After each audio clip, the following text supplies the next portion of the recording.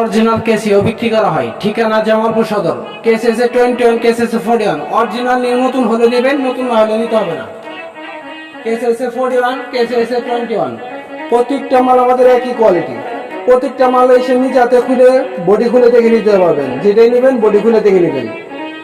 এছাড়া কুরিয়ান সার্ভিসে যারা মাল নেবেন, সারা বাংলাদেশ কুরিয়ান সার্ভিসে সদরে কন্ডিশনে পাঠানো হয় 64 জেলাতেই।